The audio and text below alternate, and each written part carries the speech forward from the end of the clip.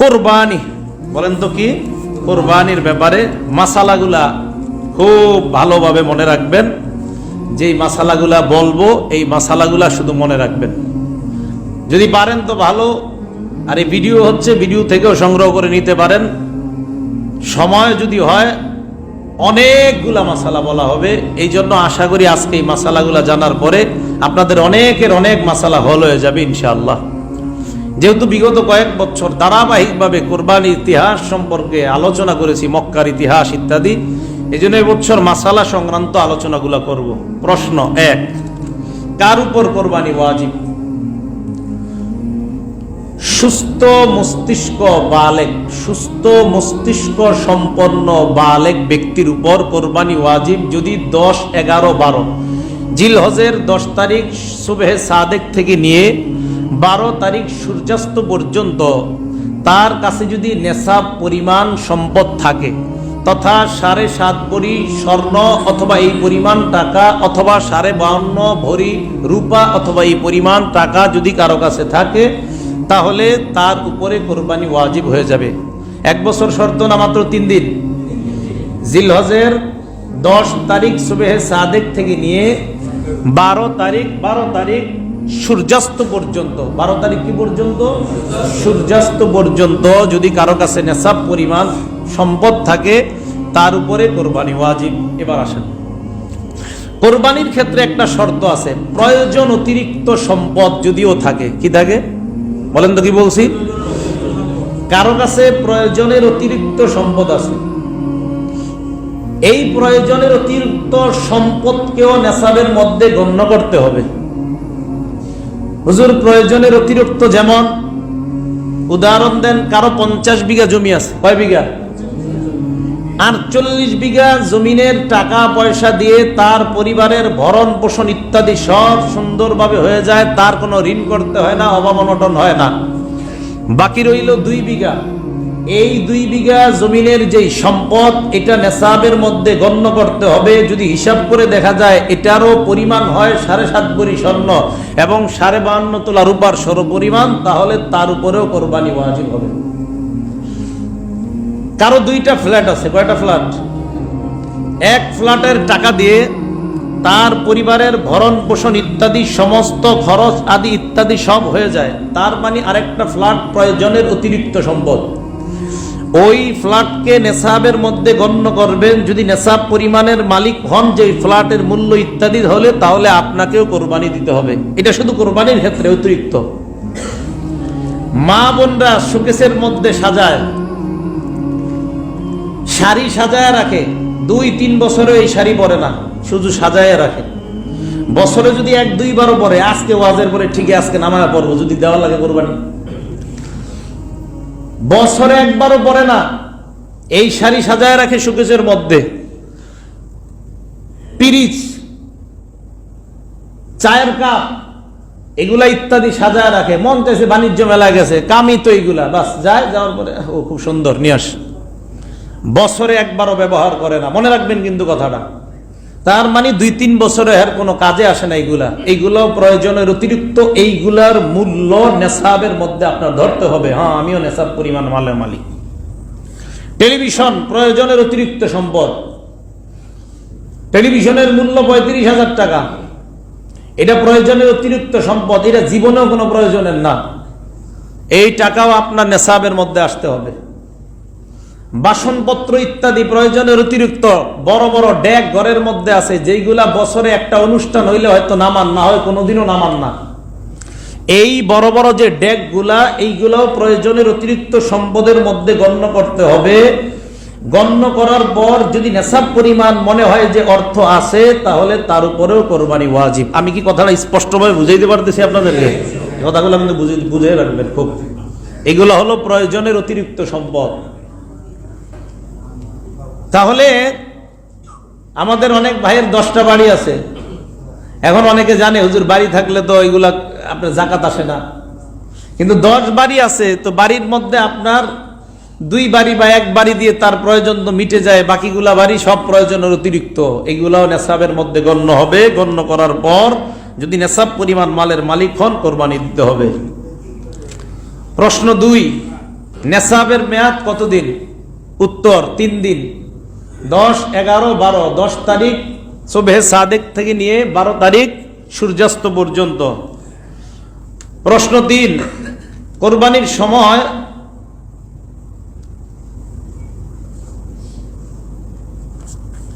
এই 3 দিনের মধ্যে কারো কাছে মনে করেন এরকম একটা অবস্থা যে 10, 11 এবং 12 তারিখ সূর্যাস্ত পর্যন্ত প্রথম দিন নাই, দ্বিতীয় দিন নাই, তৃতীয় দিন আবার তার কাছে নেশাব পরিমাণ টাকা এসে গেছে, হঠাৎ কোনোভাবে তার হয়ে গেছে সূর্যাস্তের আগে, তাহলে তার উপরেও কোরবানি ওয়াজিব হবে।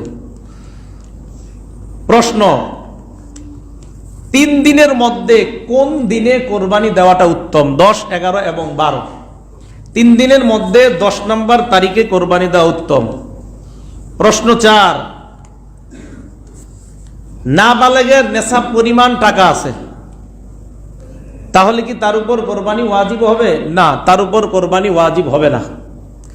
বালেগ কিন্তু সুস্থ মস্তিষ্ক না, তার কাছে নেশাব পরিমাণ টাকা আছে, বালেগ সুস্থ মস্তিষ্ক না, প্রচুর পরিমাণ সম্পদ তার নামে তার বাবা দিছে আস, এই ব্যক্তির উপরেও কোরবানি ওয়াজিব না। বালেগ সুস্থ মস্তিষ্ক না, টাকা পয়সাও আছে, তার উপরেও কোরবানি ওয়াজিব না।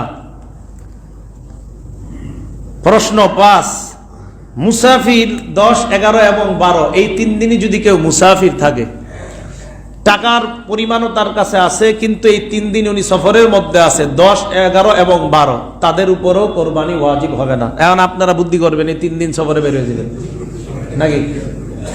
এরকম করেন না, কিন্তু এটা একটা মাসালা। সফরে বের হয়েছেন, ঘটনাচক্রে এই 3 দিন সফরের মধ্যে পড়ে গেছে, কোরবানি ওয়াজিব হবে না। প্রশ্ন 6, নাবালেগের পক্ষ থেকে অভিভাবক কি কোরবানি দিতে পারবে? নাবালেগের পক্ষ থেকে অভিভাবক কোরবানি দেওয়া মুস্তাহাব, ওয়াজিব না। আবার বলছি, নাবালিগের পক্ষ থেকে কোরবানি দেওয়া অভিভাবকের জন্য মুস্তাহাব, ওয়াজিব না।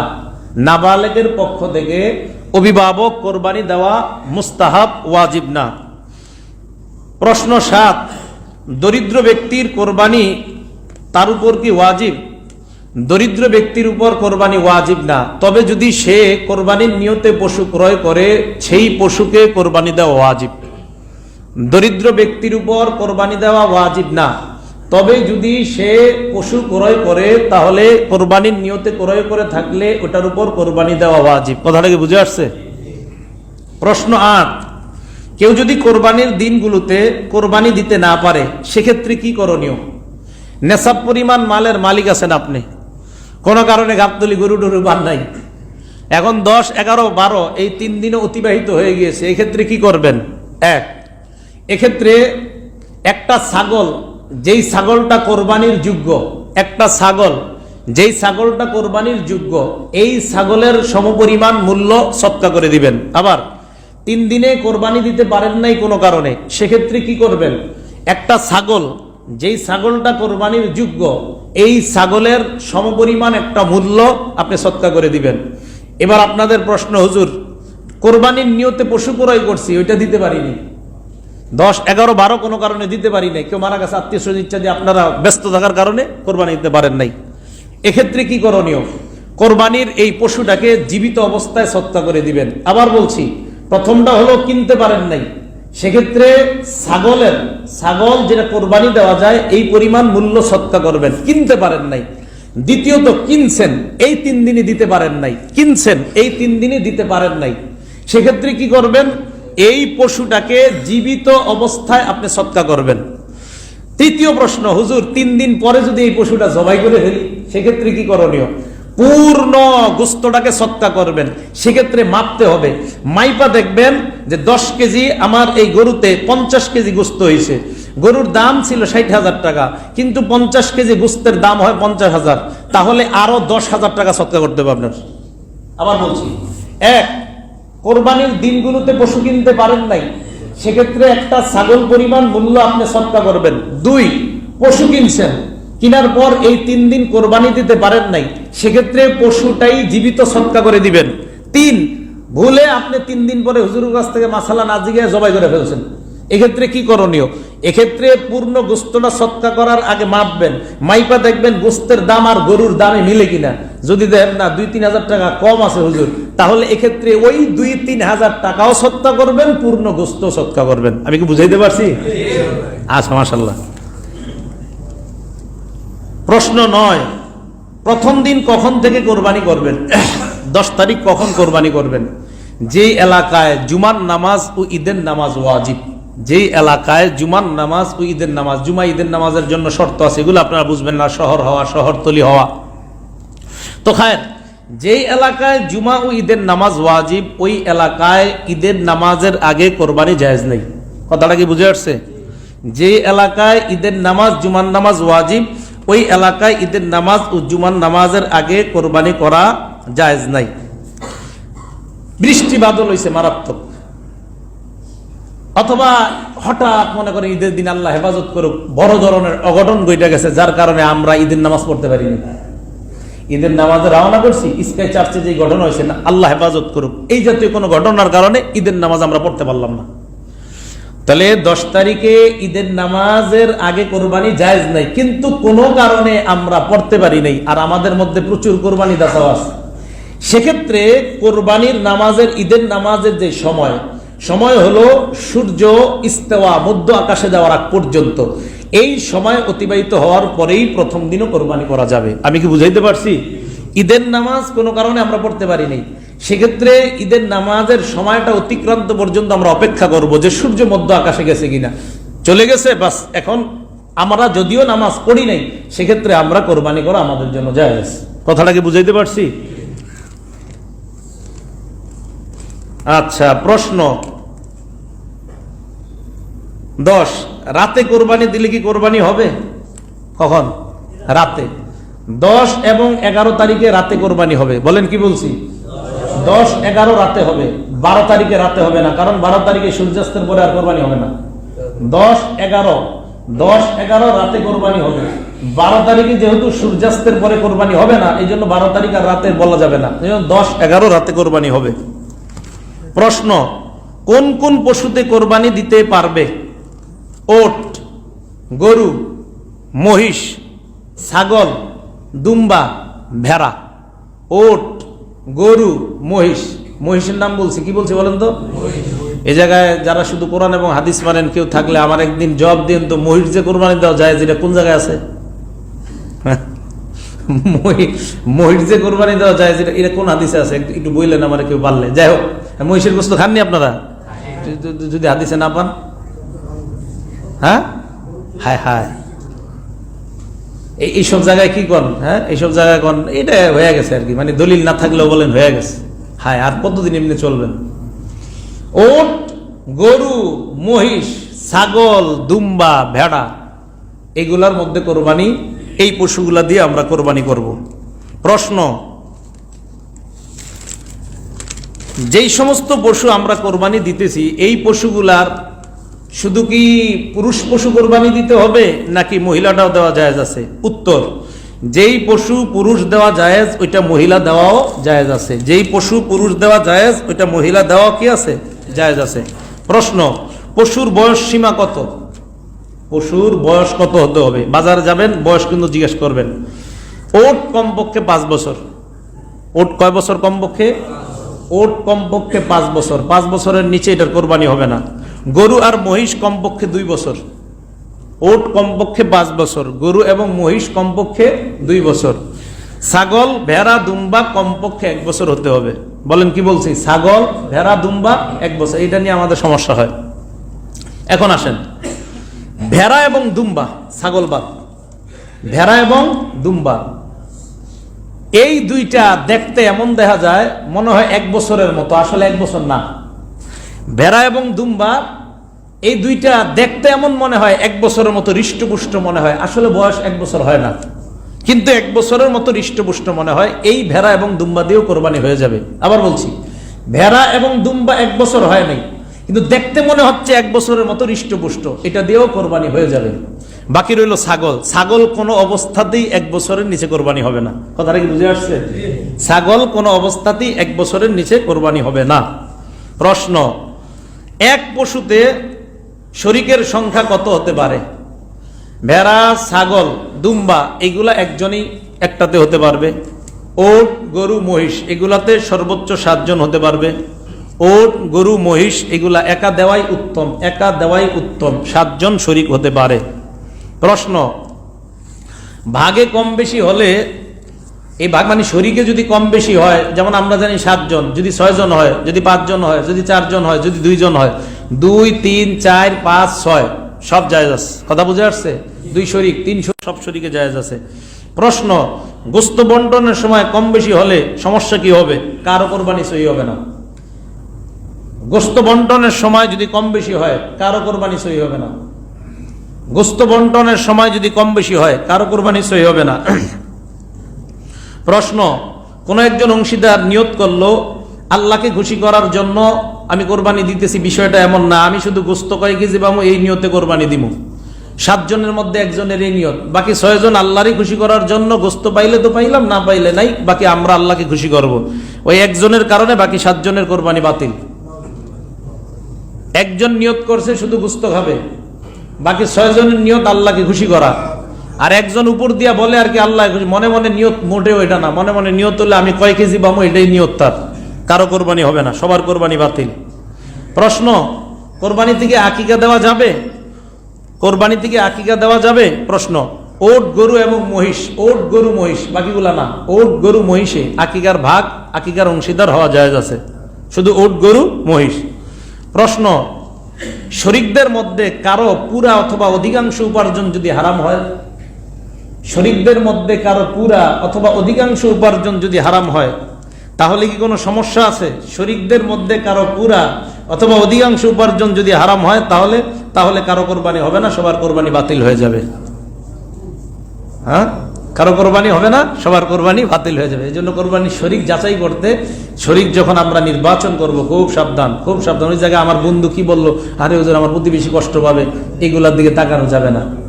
শরিক নির্বাচন করতে খুব সাবধানতা অবলম্বন করতে হবে। প্রশ্ন, গরু, মহিষ, ওট একা কোরবানি দেওয়ার নিয়তে কিনছেন, গরু, মহিষ, ওট একা কোরবানি দেওয়ার নিয়তে কিনছেন, কেনার পর এখন আপনি ধনী ব্যক্তি, এখন আপনি নিয়ত করলেন অন্য কাউকে শরিক করতে পারবেন কিনা।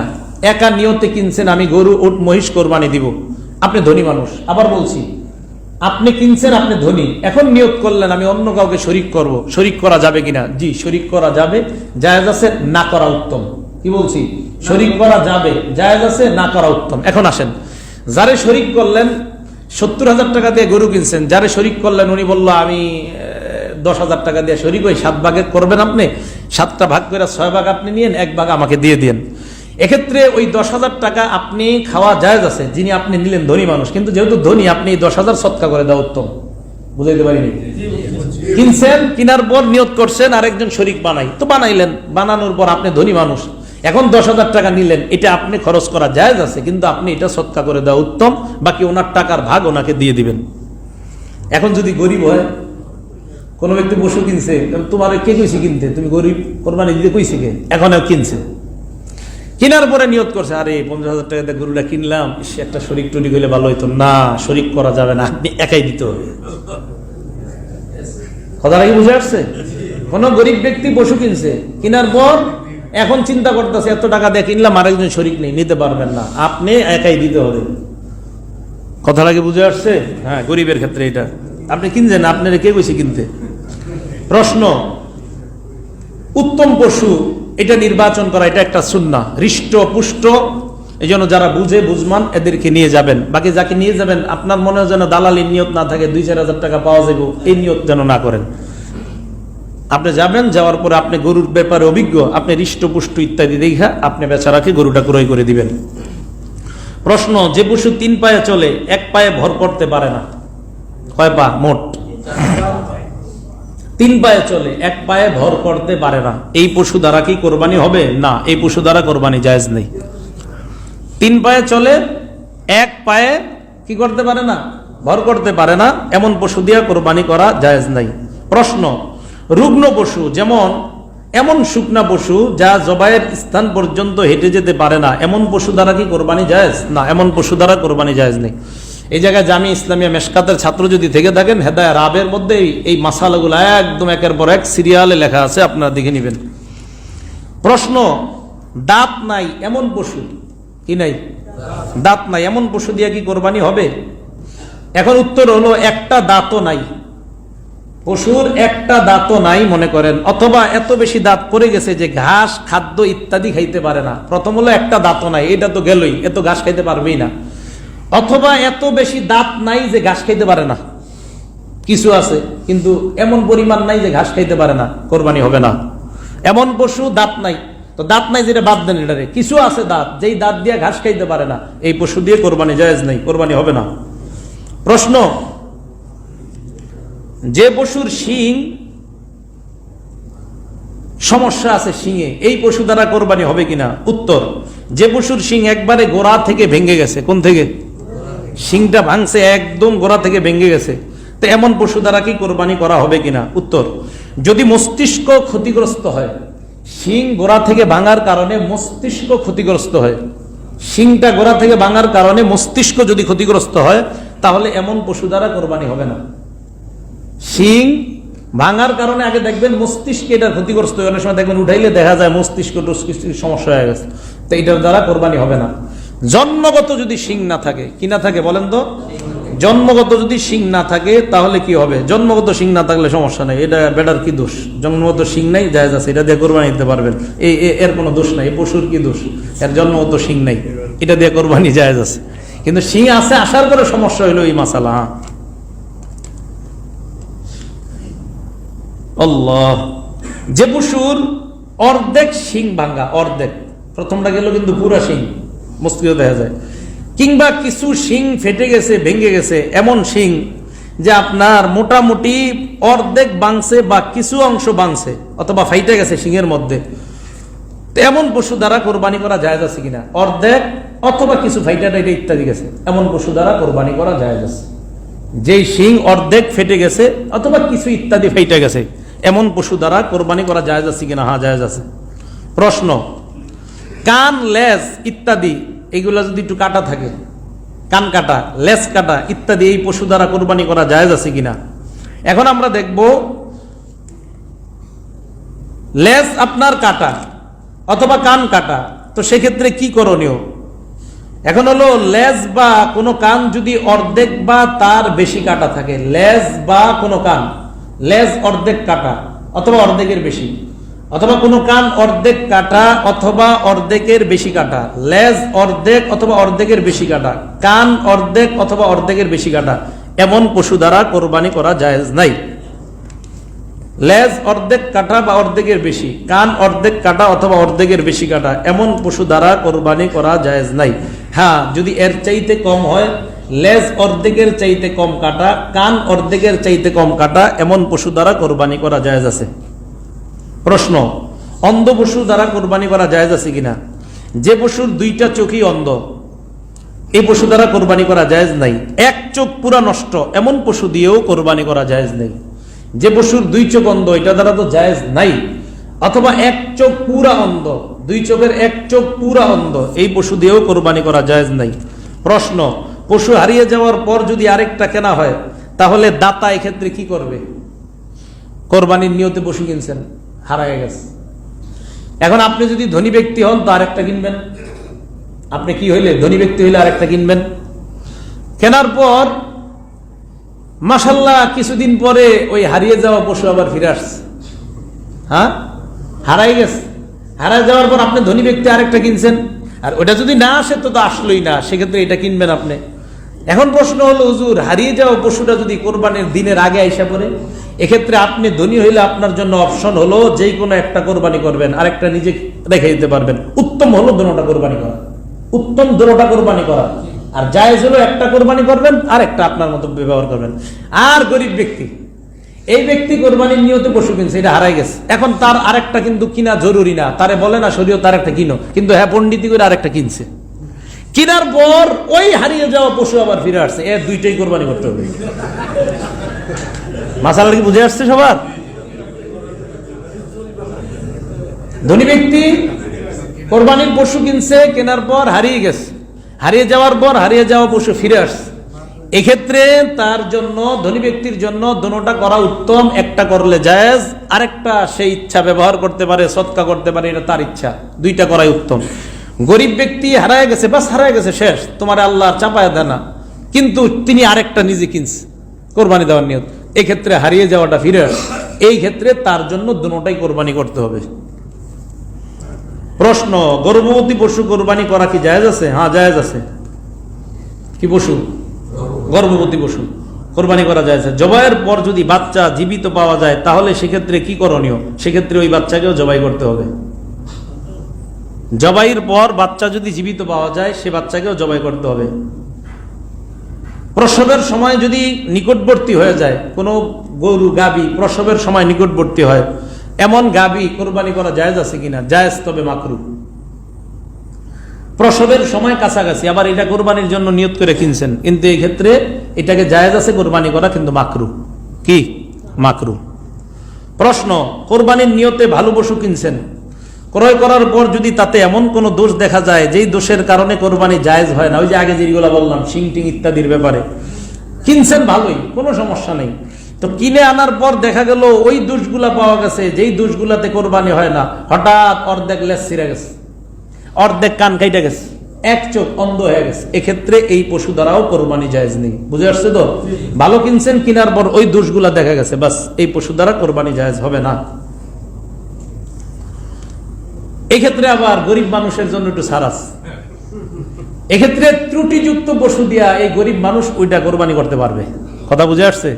ভালো কিনা আনছে, আনার পর বেটা গরিব মানুষ, তো ত্রুটিযুক্ত এটা, এখন আরেকটা কিনবে বেটা, এই টাকা পয়সা তো নাই, এক্ষেত্রে এই ত্রুটিযুক্ত পশুটাকেই সে কোরবানি করা জায়েজ আছে যদি গরিব ব্যক্তি হয়। প্রশ্ন, যদি বিক্রেতা কোরবানির পশুর বয়সের পূর্ণ হয়েছে এমন কথা বইলা পশু বিক্রি করে, আপনি পশু কিনতে গেছেন, কিনতে যাওয়ার পর বিক্রেতা বলছে যে পশুর বয়স ঠিক আছে, যেমন উটের ক্ষেত্রে বলল এটা 5 বছর হয়েছে, এরপরে গরুর ক্ষেত্রে বলল এটা 2 বছর হয়েছে, মহিষের ক্ষেত্রে বলল যে ভাই এটার বয়স 2 এর বেশি, ছাগলের ক্ষেত্রে বলল ভাই এটার বয়স 1 এর বেশি, দুম্বা ভেড়ার ক্ষেত্রে এরকম বলল, তো এক্ষেত্রে আপনি কি করবেন? এক্ষেত্রে আপনি দেখবেন, তাকায় যদি দেখেন না বাস্তবেই এরকম হৃষ্টপুষ্ট মনে হচ্ছে, হ্যাঁ এটার বয়স ঠিক আছে, এরকম মনে হয়, তাহলে ওই পশু কিনবেন। কেনার পর আইসাও যদি দেখেন কিছু কম আছে সময়, আপনি তো কিনছেন বিক্রেতার কথায়, দেখছেন মাশাআল্লাহ সবাই ঠিক আছে, আর অন্যরাও বলে এটা না না এটার বয়স 2 এর বেশি, তো আনার পরে কোনো কারণে আপনার কাছে কিছু কম মনে হয়েছে, তো সেক্ষেত্রে এটা দিয়ে কোরবানি করা জায়েজ আছে। বিক্রেতার দোষ হইব সব, আপনার দোষ না। প্রশ্ন, পশুকে জবাই করা উত্তম কোথায়? এটা পশুর জন্য নির্ধারণ করে যে জায়গাগুলো, ওইগুলোতে জবাই করা উত্তম, বাকি নিজের বাড়ির আঙ্গিনা টাঙ্গিনা ইত্যাদি যেসব জায়গায় আপনার সমস্যা না হয় ওইগুলো জায়গাতে তো করতে পারেন। পশু কোরবানি কে জবাই করা উত্তম? নিজের পশু নিজে জবাই করা উত্তম, যদি নিজে না পারেন অন্য কাউকে আনবেন, আইনা জবাই করাবেন। তবে অন্য কেউরে যদি আইনা জবাই করান, যদি আপনি পুরুষ মালিক হন তা আপনি জবাই স্থলে থাকা উত্তম, আপনি পুরুষ মালিক হলে জবাই স্থলে থাকা উত্তম, মহিলা হলে জবাই স্থলে যাবেন না। প্রশ্ন, বন্দা পশুর কোরবানি জায়েজ আছে কিনা? কি পশু? বন্দা। জি জায়েজ আছে। প্রশ্ন, অনেক সময় জবাইকারীর জবাই সম্পন্ন হয় না, হ্যাঁ, তখনই কসাই বা অন্য কেউ কি করে, উনি তরবারিটা নিয়া ছুরিটা নিয়া উনি আবার জবাই করে, হুজুর একটু টান দিছে অথবা আপনি একটু দিলেন, দেওয়ার পরে জবাই সম্পন্ন হয় না, অথবা কোনো কারণে হাত স্লিপ হয়ে গেছে যিনি প্রথমে দিছেন, সেক্ষেত্রে কসাই ইত্যাদি তারাও যদি হাত দেয়, এই দুজন বিসমিল্লাহি আল্লাহু আকবার বলতে হবে। আবার বলছি, দুজন বিসমিল্লাহি আল্লাহু আকবার বলতে হবে, একজন যদি না বলে কোরবানি বাতিল হয়ে যাবে। দুজন বিসমিল্লাহি আল্লাহু আকবার বলতে হবে। প্রশ্ন, কোরবানির পশু ক্রয়ের পর অথবা নির্দিষ্ট করার পর থেকে আপনি পশু কিনছেন অথবা নির্দিষ্ট করছেন এটাই কিনবো, 2-4 দিন পরে কিনে ফেলছেন আর কি, এটাই গৃহস্থে বা যিনি পশু পালে তার কাছে গেছেন, তো ক্রয়ের পর ইত্যাদি এগুলা দ্বারা উপকৃত হওয়া জায়েজ আছে কিনা? জি না, জায়েজ নাই। হাল চাষ করা, গরুর গাড়ি আগে ছিল, এই গরুর গাড়ি ইত্যাদি বানানো জায়েজ নাই, গরুর উপর আরোহণ করা ইত্যাদি গুলা জায়েজ নাই। এই জন্য শখ কইরা, আমি বলি এটা নিজে থেকে, বাচ্চারেও শখ কইরা গরুর উপরে বসায় না, এটা ঠিক না। বাচ্চারে বসানো যদিও না জায়েজের কিছু না, কিন্তু বাচ্চারাও বসায় না শখ কইরা, যেহেতু বাহনের কোনো ক্ষেত্রে ব্যবহার করা ঠিক না, তো বাচ্চাও তো একটু আনন্দ পায়, কি বলেন? তো গরু দিয়ে তো একটু উপকৃত হইলেন, এই যে বাচ্চার আনন্দ দিলেন, এই উপকৃত আপনি হবেন না। এখন আসেন, হুজুর আপনি গরু কিনছেন, কিনার পরে আপনি ঘটনাচক্রে হাল চাষ করে ফেলছেন একদিন, আরেকটা গরু পান নাই, এক্ষেত্রে কি করবেন? অন্যদিন মানুষের গরু দিয়ে হাল চাষ করলে যেই টাকা দিতে হয়, যেমন 250 টাকা বা 200 টাকা দেওয়া লাগে অন্যের গরু আইনে হাল চাষ করলে, এই 200 বা 250 টাকা আপনি সদকা করে দিবেন। কেন হাল চাষ করলেন এটা দিয়ে?